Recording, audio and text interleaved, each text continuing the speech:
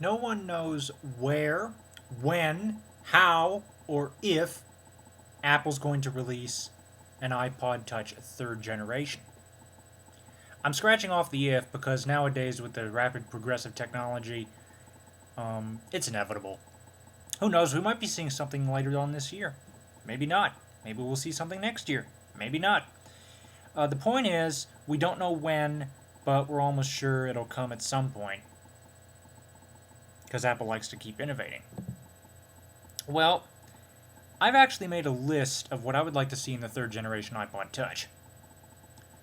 And it's rather interesting. On the software front, I would like to see open source technologies. Now, let me explain. Because OS X runs on the iPod, I don't think it would be terribly difficult, with the exception of possible interface tweaks and a processor transfer, to run ports of Pigeon or OpenOffice on the device. And I also think terminal access should be an option. And I say an option because I think it should not be included on the device, but I do think it should be downloadable for those that know what they're doing. There should be a warning, like, for example, this allows you to modify essential parts of your system, or, whatever. Anyway, the other thing is themes and more customization on the software front. And the third here is all legal anti-piracy aspects of what is offered in jailbreaking become standard. The next one, external device drivers. Now, I'm talking about keyboards, external third-party microphones that are not Apple's iPhone headset, etc. High-definition video playback to compensate for YouTube. And speaking of YouTube, built-in flash support for Safari. And that's all on the software front. On the hardware front, I'm thinking 802.11 N-Draft wireless. This would be interesting because this would be the very first MP3 player on the market, or actually I should say portable media device on the market to have 802.11n wireless that I'm aware of. Bluetooth, built-in Bluetooth with headphone and wireless keyboard support, so that if you wanted to keep your iPod in your pocket and maybe, say, control it through voice, if you don't want to get it out and, like, for example, you're walking along in the airport and you're carrying very heavy briefcases, and you, not unlike many other people, cannot stand the Apple headphones. This is where the Bluetooth would come in. Basically, take the voice control from the iPhone, put it on the third generation iPod Touch, and allow the iPod to be controlled through voice with Bluetooth headphones. And Bluetooth keyboard support. What I'm thinking here is, like I said, port of OpenOffice. You could essentially, what I'm thinking is, I'd like to be able to use the iPod Touch not just as my media player, but as a portable productivity device. And by porting open source applications like OpenOffice over, I would be able to easily hook up a keyboard, be it Bluetooth or USB, and boom, take notes in class. What's next? A front and rear-facing camera. Now, there's a reason for this. Yes, we would have to increase the bulk a little bit, but to be honest, it wouldn't bother me in the slightest. In some ways, I think my device may be a little too thin. Let's put it this way. It slammed down on the concrete at my summer house last summer, and I've got a few nicks in the back because of it. What I'm hoping is they come up with a more durable design. I'm not saying the iPod Touch isn't durable, but I'd like it to be able to survive such a fall without being nicked. And the only reason I say that is because being nicked would affect the resale value. That's just me. But, anyway, front and rear facing camera. And for those of you who are unaware of it, the iPod second generation, as well as both generations of the iPhone, support Skype. The iPod first generation will work with Skype, but you will not be able to use audio calls thanks to one little wire that is not there that allows for the use of that microphone headset that I told you about, that Apple provides for the iPhone. That is in the second generation iTouch. It is not in the first generation.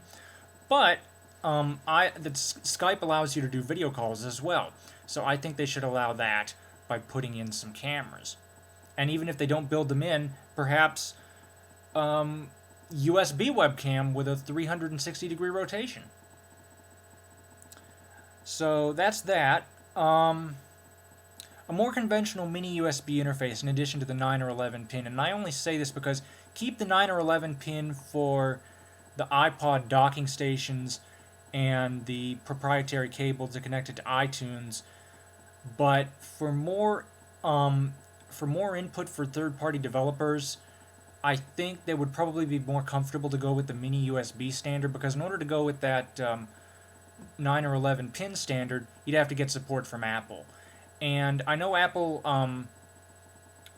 has issued the patent to third-party developers for the iPod Classic and the iPod Nano, but I have yet to see anything for the Touch. And I just think that perhaps maybe putting a mini USB on would help to increase the influx of devices. And also this way, if you have a device from, say, another MP3 player, and you don't want to have to rush out and buy a new one, you wouldn't have to. So that's that. Now the mini USB, I can understand that might be a little controversial. Let's see.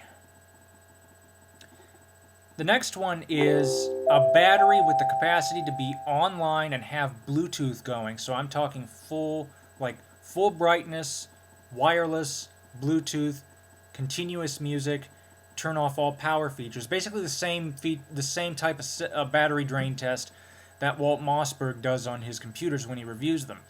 Put it through that test and have the battery last for 24 hours under that test. And that would be one heck of a battery, I think. So 24 hours of continuous online. And finally, RAM and flash memory upgrades to facilitate the use of true multitasking. One of the things jailbreaking allows you to do is, at least as far as I know, I could be wrong about this, but I think it allows you to multitask.